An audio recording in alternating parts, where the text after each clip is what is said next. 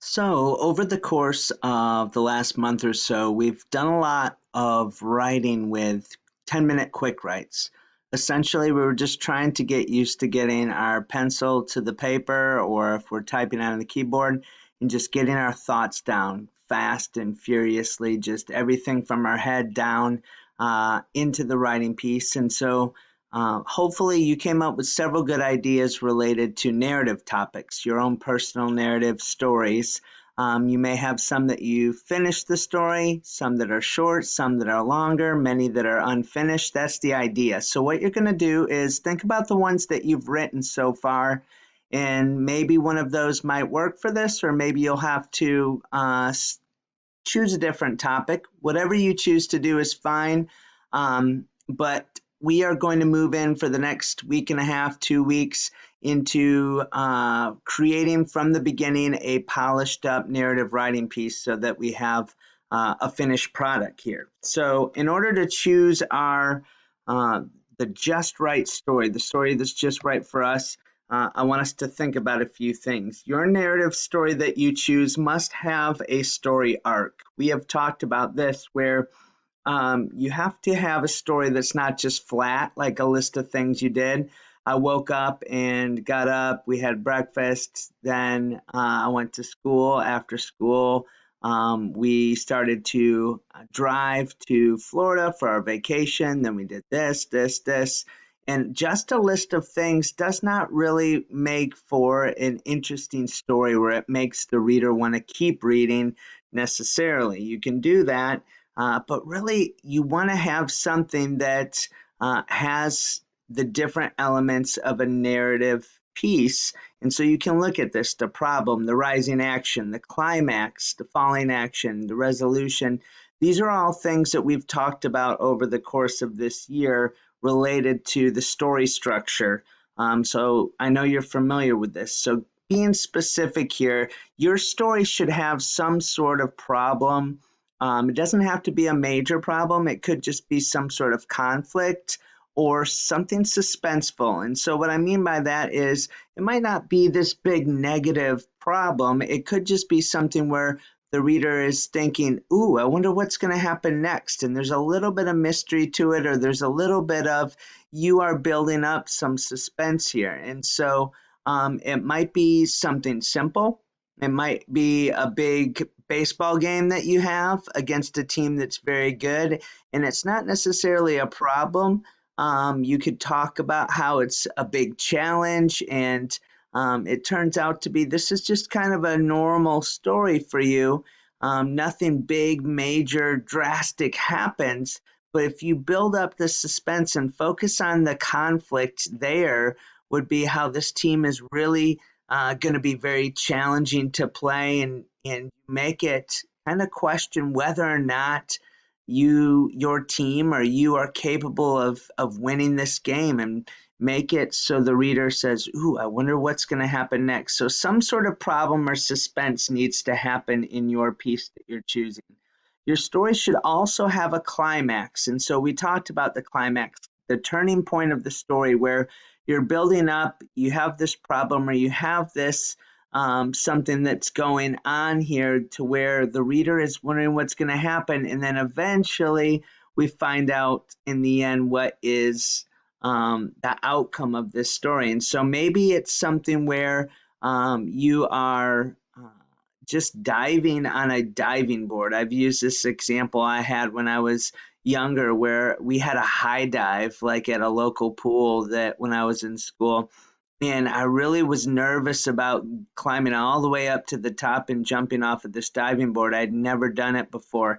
And so I can build up some, obviously, the problem and the conflict and make it so I have some rising action, build up how I slowly walk up the ladder and I get to the top and I look down and I see just how far up I am, and I start to talk about my feelings and how I'm questioning whether or not I can do it. The climax would be the moment where I decide to face my fears and I actually, jump off the diving board. And so that's the turning point where the reader's wondering what's going to happen, and I'm building up that conflict, that problem, and the climax would be that I actually did go ahead and face my fears and dive off the board. So your story needs to have something like that. You might have lots of stories in your quick writes that are more just about experiences that are fun, but it's not something where it's going to grab the reader's attention and make them wonder what's going on. So really focus on, even if it's something where you were scared, you were nervous, you were upset, like that can be conflict, just those feelings. It doesn't have to be anything major. You also need to have a theme to your story. And we've talked about this a lot over the course of the year so far. The theme just being similar to like a lesson, a life lesson. And so, what did you learn after going through this story? And this really is a universal lesson. It's not just something specific to you, but it's something that applies to many people. And so, for my example of diving on the high dive, the diving board, I learned a lesson that even though I might be very fearful of something, if I face my fears and I show courage, I can accomplish things that I maybe never thought were possible. And so that's a life lesson that I learned from that story that is not just for me. There's a lot of people in the world that's a lesson for universally for everyone. If you show courage, you can actually accomplish things that if you face your fears, you never thought you could. And so hopefully you have a story where you learn something. And so if you can finish this statement here, where as I reflect on this memory or as I think back about this moment in my life, I realized or I learned, those are the kind of things that kind of set up for a theme. And that's what I'm talking about. So some examples here would be, if you look at the first one, I learned that it's important to face your fears and try new things, even if it seems too challenging. And so that is one theme, similar to like the diving board story that I talked about, the high dive. Another possible theme could be I learned the importance of family and how there are many people in my life that care about me.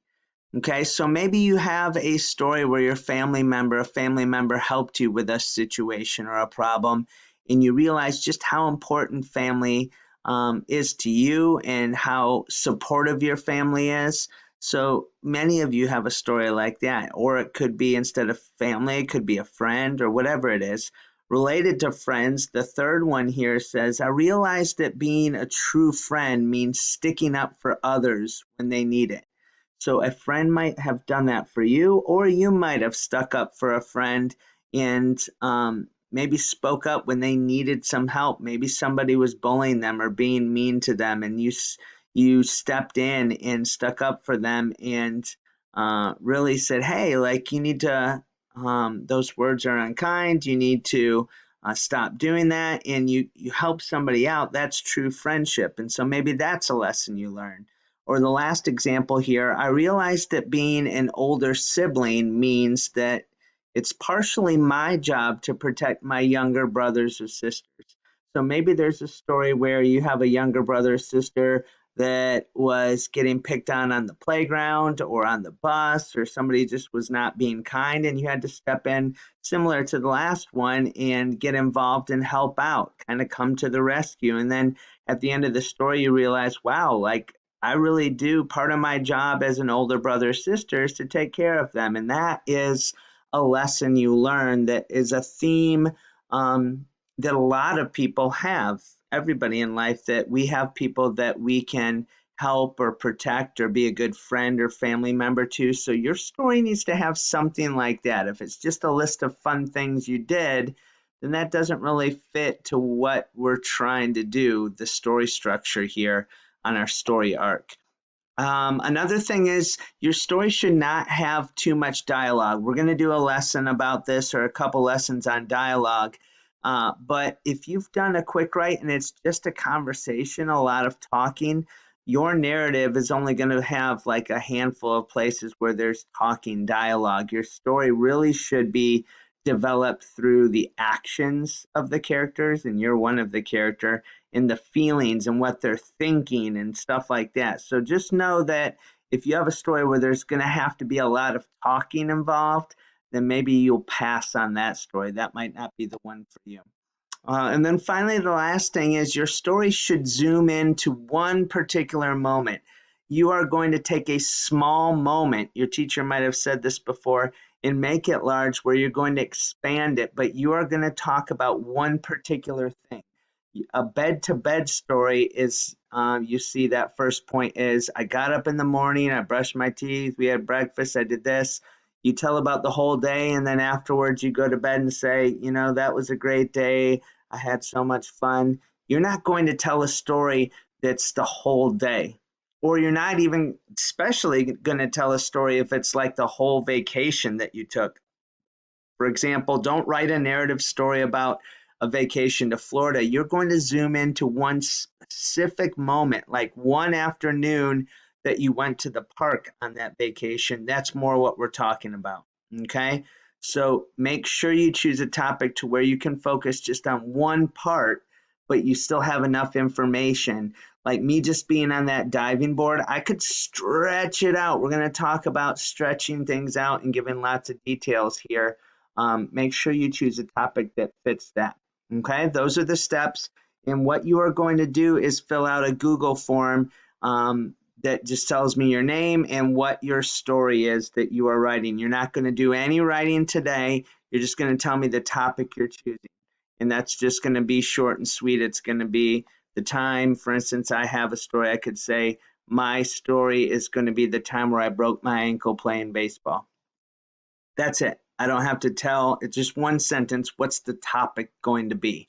So think through these things and then go ahead and fill out that Google form telling me what your topic is. You don't start writing today. It might be one that you've already done a quick write about or started, or maybe it isn't. It doesn't matter.